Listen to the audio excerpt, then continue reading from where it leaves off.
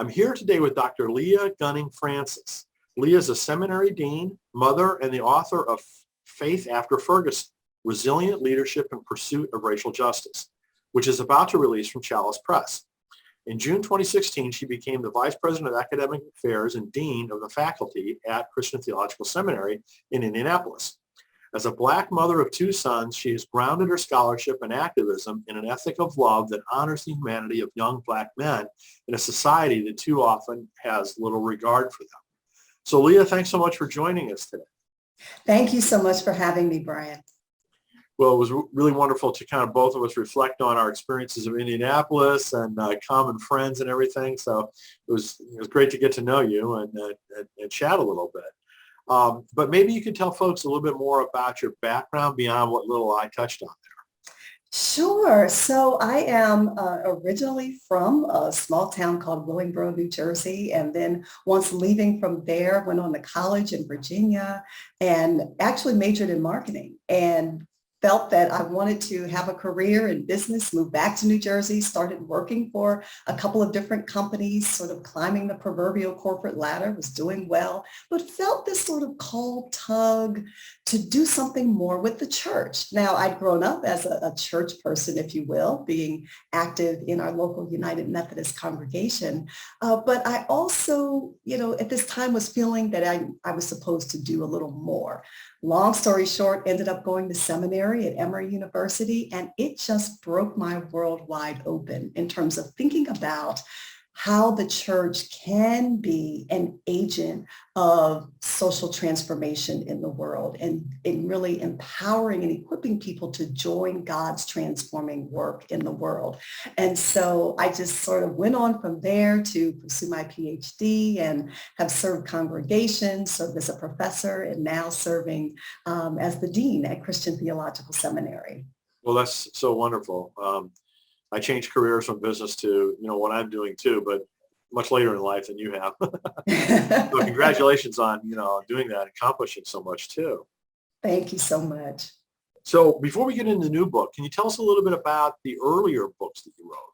Sure. So many of you may remember in 2014 when Michael Brown was tragically killed by a Ferguson police officer.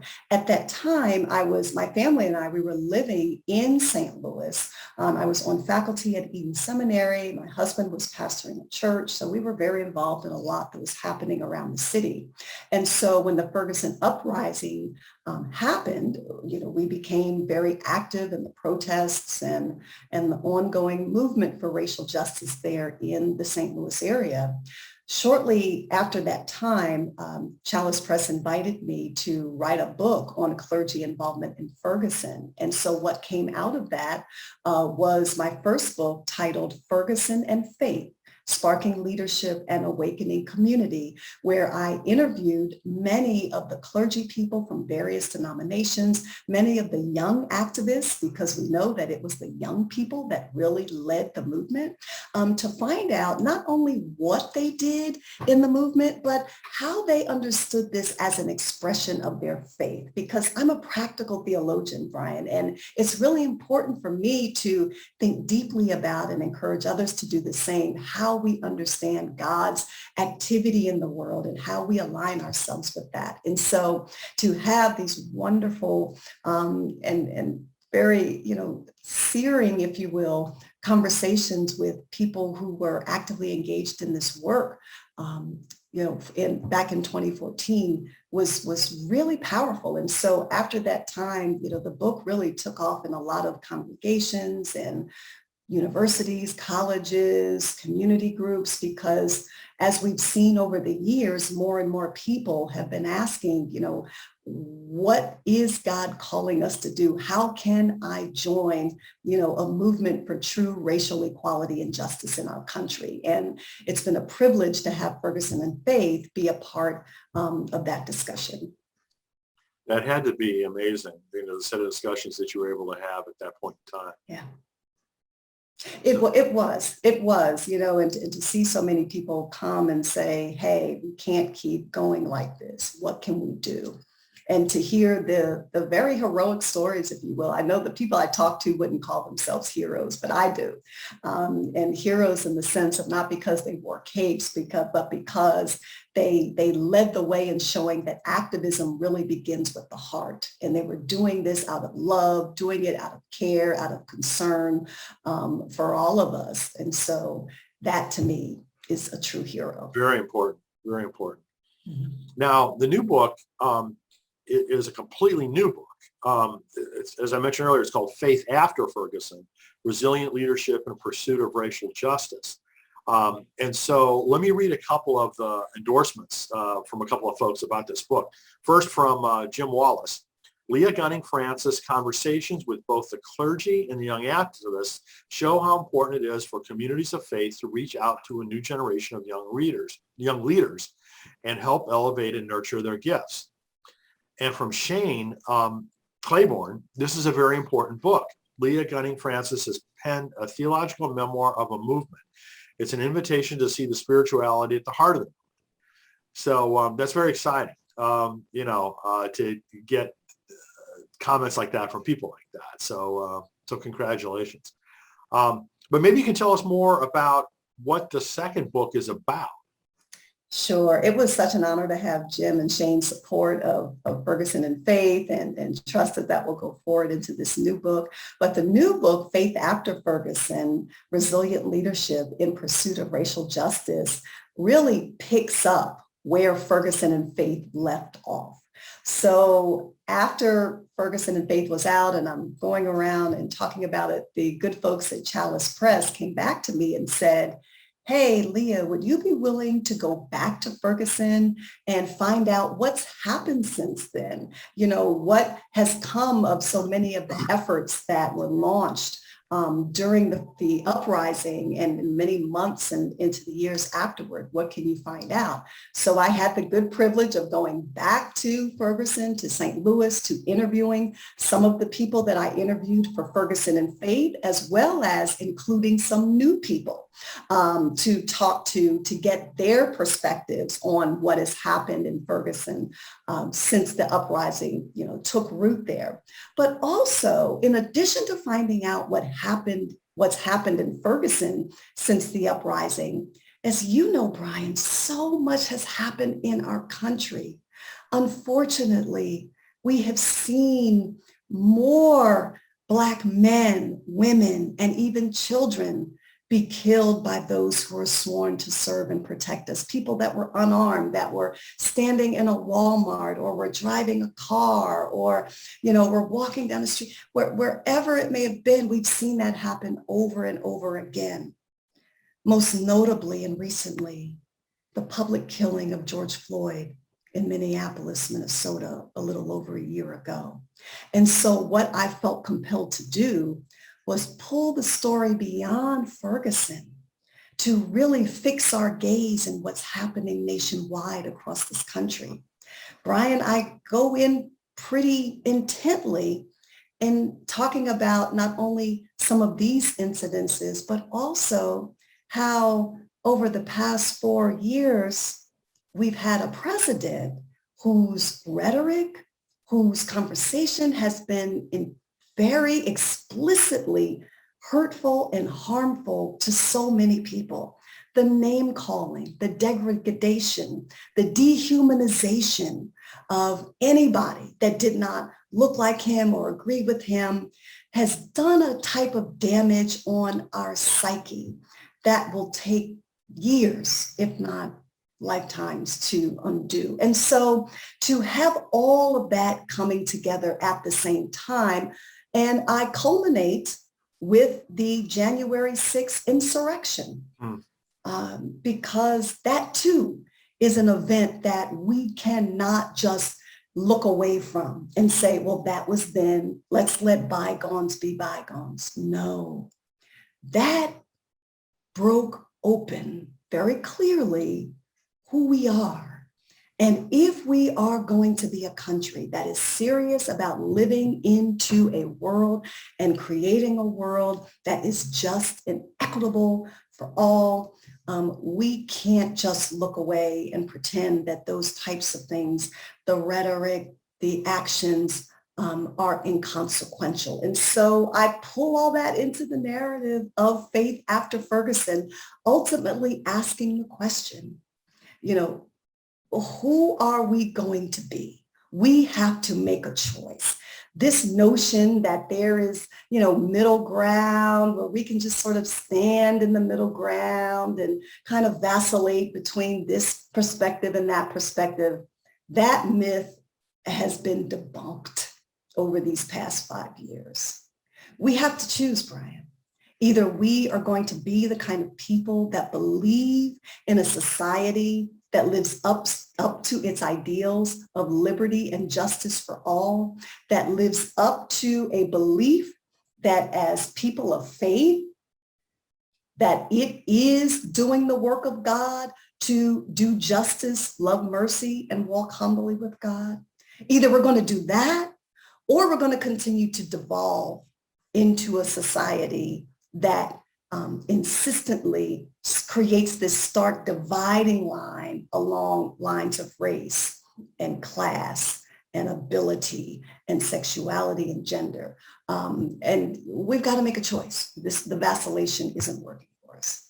And so this is what, faith after Ferguson calls us very clearly, not only into that conversation, but also to think about what it means to do that work right where we are. Well, I totally agree with everything that you're saying, and glad that, you've been able to incorporate so much into this book. It's actually pretty bad news that you've got so much material. Oh, Unfortunately. Brian, I begin my introduction by saying, I wish this book did not have to be written. Yeah. But it did. Wow. So, part of the book you said is going back to some of the folks that you talked to, for the initial book right after the Ferguson incident.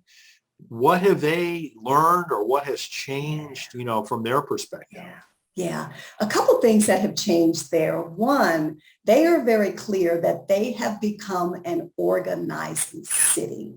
It is no longer just about Ferguson, which is a northern suburb of St. Louis, but rather how they understand themselves as a region in terms of being at the ready to speak up, stand up against injustices, to include racial injustices, but extends beyond that. That is something that's very clear because the networks that have been formed through the Ferguson uprising have really strengthened and created a solid foundation upon which they could build for a more longer term approach to the kind of transformation that they're hoping to see. And another thing we've learned is that that what we are hoping to see, the kind of change and transformation of a more just and equitable society, that's not something that any one uprising can accomplish. That's not something that any few protests can accomplish. It is the long game work. It is something that requires diligence, it requires patience, it requires commitment, it requires flexibility and nimbleness. These are things that we learned through Ferguson, but that change can happen. Look, a brand new congressperson unseated a long-term U.S. congressperson in St. Louis, right? That can happen. There have been different kinds of organizations that have been established that weren't present before that are still active today. That can happen. But we've got to keep our eye on the long game. What we've learned is we can't permit ourselves to become easily discouraged just because we don't see the kind of change happening that we want in 2 or 5 or 10 months, let alone 2 or 5 years.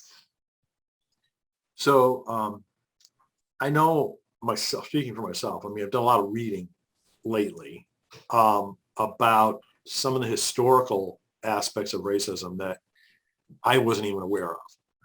And through books that are being published now and revealing some of these things. So to me, that's a change, at least that I've perceived, or at least become more aware of. Let me just put it that way. The other big change is the availability of video footage, right? And so much has happened and still happens. It doesn't get recorded, but at least we're seeing the tip of the iceberg. Some of these incidents is that were it not for the convenient availability of video cameras on phones, we still wouldn't know. Right. So, I think, a book like yours that sheds a light on more, things that have gone on, that everybody needs to know is incredibly important. I appreciate that. I say all the time that this thing right here, whatever version you have of it, has changed the game forever in the movement for racial justice and justice period in this country. Brian, it's important to know that for as far back as I can remember, there have been Black communities that have spoken up and spoken out when a person has been killed by a police officer, and they would speak up and say, he didn't have a gun. He didn't have a weapon, although the police report was they had a weapon, but yet, witnesses were saying there was no weapon. And who did people believe? Of course, they always believed the police. And the question was, why would they lie? Why would they not tell the truth? But now, here we are in 2021, where we have seen video after video after video of Black people who were unarmed and having encounters with police officers that were extremely troublesome, or actually being killed, as we saw with George Floyd, or as we saw with Walter Scott in South Carolina a few years ago. He had been stopped for a busted taillight or something inconsequential like that, and started running away from the police officer. The police officer shot him in the back, and then on video is seen walking over to Walter Scott's dead body and planting his taser by his dead body. It's on video. So yes, we cannot underestimate or undervalue how now having these cell phones at our disposal to be able to show these video recordings, that has undoubtedly been the game changer in the movement for racial justice. And unfortunately, it shouldn't have taken all that, but it has. Exactly. I mean, there's just so much coming to light, in multiple dimensions that needs to come to light. It's far overdue coming to light. Yeah. But, at least maybe with increased awareness, it helps us be able to address it eventually, gradually. But as you said earlier, that's going to be hard work on the part of a lot of folks. It is. And now we cannot say, there is no person that can now say, well, I didn't know, or I wasn't aware, or, oh, you didn't see what happened before, after the video started recording, any of that. We've all now seen enough to know. What we're dealing with now, Brian, are too many people who have decided, I don't care. They, have decided that, no, we believe that the status quo, which is inherent with systemic racism, as has been documented by scholars and others for decades, that they're insistent that, well, nope, everything is fine. We just need to leave things as it is. And because there are so many people in this country that have drawn that line and are standing firm on it, those of us who are aware that this cannot continue in this way if we are to have a country that is open and just and equitable for everyone, we have that much more work to do. At least I have a feeling that that's going to happen more and more. I mean, I could be wrong. I hope I'm not, but I just feel like there's more and more people that are realizing, and that we can't There, leave things the way they are. there are. I mean, even looking after George Floyd was killing, you saw it, do you know how many companies and Yeah, not-for-profit is, yeah, how much money and effort has gone into saying, wait a minute, we can't keep going like this. We need to spend money investing in opportunities. We need to really take seriously what is happening with policing in the United States of America. There have been more and more people that are saying, no, this can't continue to happen. But Brian, I also want to say that in addition to these things happening on a systemic institutional level, we're seeing more people think about what this means on a very local and private level as well. The conversations that are happening within families and among friends. People are looking into the eyes of their children and their grandchildren and saying, this is not the world that I want you to grow up into. This is not the ethic that I want you to take into your heart and your mind. Brian, listen, racism has been passed down from generation to generation. Lest we don't believe that. How many people have said, you've probably heard them say, I think once older generations start to die away, we'll see more and more acceptance, more justice, more equality. But then we saw the Tiki Torch night raid. yes, that happened on the campus of the University of Virginia. No, friends. Racism is not going to just magically go away once older generations die away. They've done their work in passing it down to the next generation. And so it's incumbent upon us right here and right now to say no more. And so, yes, while we have systemic changes going on, we still need individuals, families, neighborhoods, to have the kind of conversations and do the work that says, what do we need to do right here and now to create a world where, we're not passing this ethic down to our children? Do you know how many people have said to me over the years, Dr. Francis, you just don't understand. I don't teach my children to see color. I say, well, I know you're very well intentioned with that. But that's actually very harmful, because to not teach children to see color, you're teaching them to not see the beauty of all of the diversity that God has created, one. But second, and equally as important, you're teaching them to not understand the meaning that humans have attached to color, and which we have issues of white privilege and white supremacy over and against people of other colors, particularly of Black people in the history of this country. So it's not about, becoming quote unquote colorblind. It's about, as many authors have said, becoming color brave and being willing to not only see what's in front of us, but to embrace the diversity and work toward equality for all. absolutely. And, as you indicated, this passing on from generation to generation has gone now for centuries. Yeah. So we can't expect just to magically go away because it's now without an awful lot of work to make it go away. Right. So if there was one thing that you would like people to take away from your book, what would it be? Mm-hmm. One of the things that I would like for people to take away is activism of any sort begins with the heart.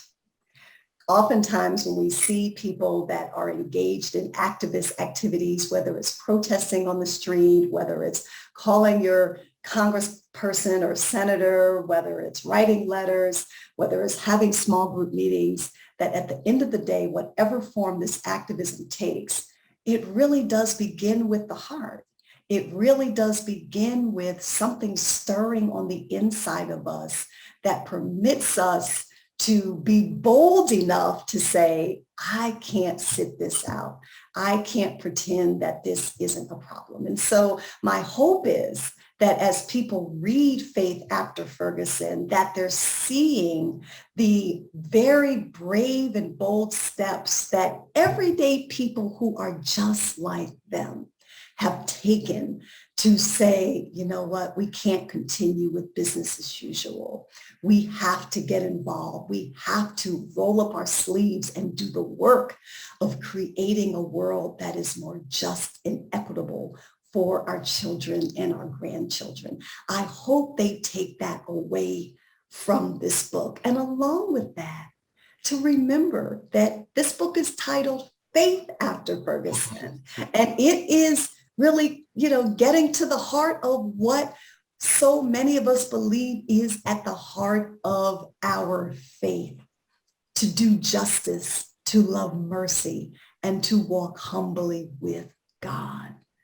That we can't say we're people of faith and not do that. I mean, one would think, right, that Christianity and the Christian leaders would be the leaders of this kind of a movement, Yeah. right? I mean, to love our neighbors as ourselves, what a concept. I think we've heard that before somewhere.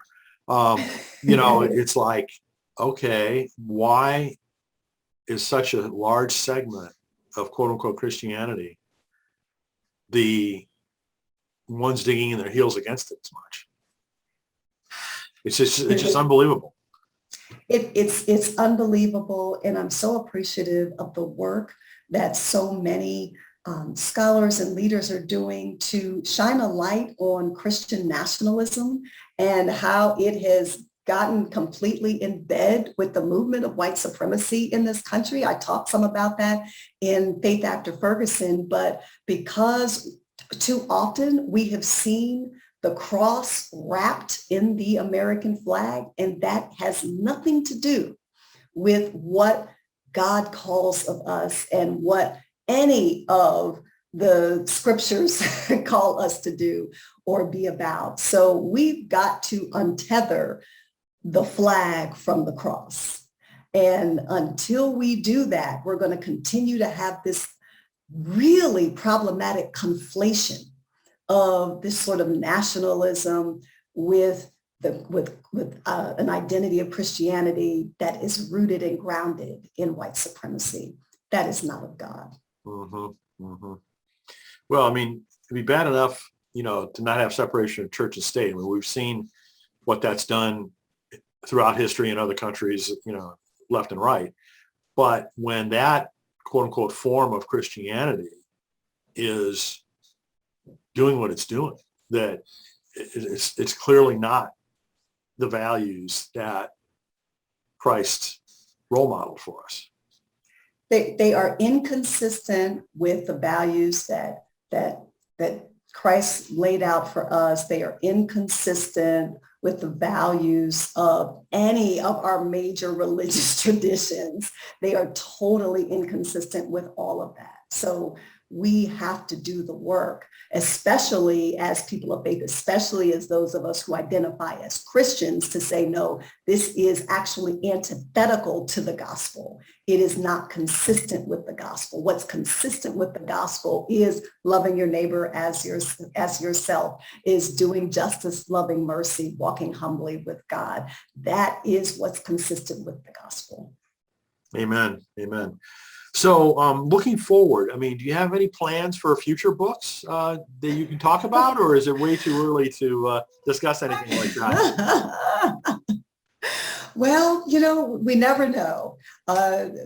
Ferguson and Faith and the follow-up book, Faith After Ferguson, these two books were not planned.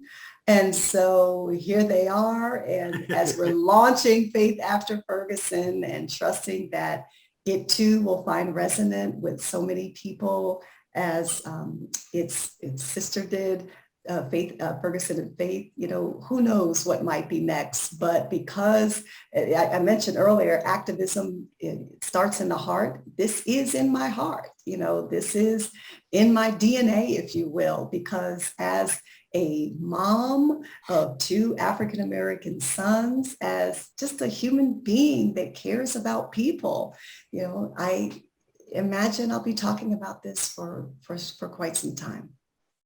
Unfortunately, I don't think it's a problem that's going to go away anytime soon. So, unfortunately, I think you'll have more material for more books on the subject. But anyway, hopefully we can all move the ball forward a little bit. But that is the hope and prayer. in any event, where can people find more about you and your work and your book? Yes, the book of Faith After Ferguson is available on Amazon. It can be pre-ordered right now on Amazon. Just go to Amazon, type in Faith After Ferguson. You can pre-order it today. If you have not read the first book, Ferguson and Faith, you can order that. That book is already well in circulation. And if you want to read that one now to get caught up in terms of what was initially going on, and then pick up with Faith After Ferguson to find out what's happened since then and how, we see ourselves moving forward in the years ahead, go ahead and get that on Amazon, as well as on Chalice Press's website and wherever you're finding your local books. Good. Well, Leah, again, congratulations on this great new book, and so glad to, hear more about your work. Thank you so much. And also you can follow me on Twitter at drleahgfrancis.com or find me on Facebook as well. Good. All right. Well, thank you again, Leah. Thank you for having me, Brian. It was my pleasure to talk with you.